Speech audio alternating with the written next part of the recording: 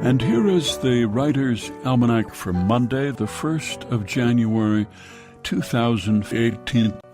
New Year's Day, when many people suffering from dehydration caused by the diuretic effect of alcohol, which causes shrinkage of the brain tissue, awake with a headache. Alcohol also irritates the lining of the stomach, causing queasiness, and the combination of headache and queasiness is called a hangover. In Roman times, Pliny the Elder considered raw owl's eggs to be a hangover remedy. Medieval Europeans recommended raw eels with bitter almonds. The Chinese drank green tea. The Japanese ate pickled plums. At the World Expo in Paris, 1878, they introduced a new remedy called the prairie oyster, a raw egg with the yolk intact, mixed with Tabasco sauce, Worcestershire, salt, and pepper. In India, they drank coconut water, which is rich in electrolytes. Some people swear by the Bloody Mary. Ernest Hemingway recommended tomato juice in beer. And Robert Benchley, a good drinker himself, said the only cure for a real hangover is death. It's the birthday of E.M. Forster, London, 1879. Raised by his mother and his aunts, he inherited a great deal of money, so when he graduated from Cambridge, he had the freedom to devote his life to writing. 1901, he began a novel that he called Lucy, about a young woman who travels to Italy with her spinsterish older cousin. It eventually became his third published novel, A Room with a View. His first big literary success, Howard's End, in 1910.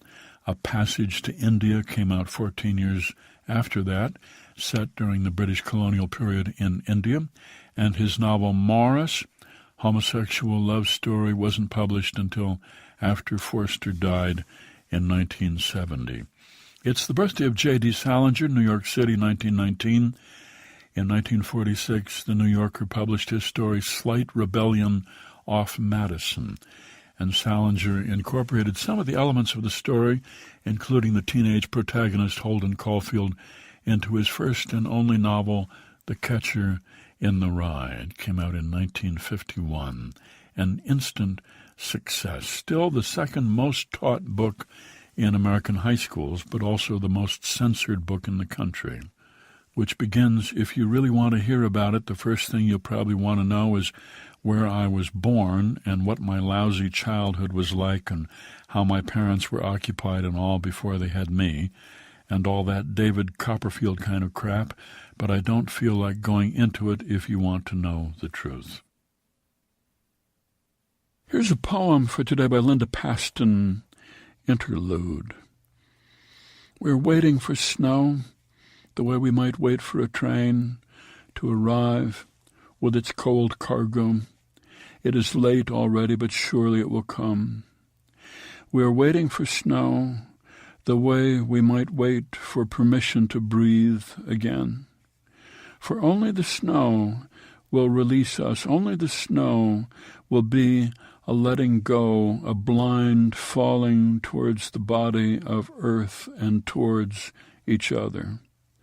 And while we wait at this window, whose sheer transparency is clouded already with our mutual breath, it is as if our whole lives depended on the freezing color of the sky, on the white, soon-to-be-fractured gaze of winter.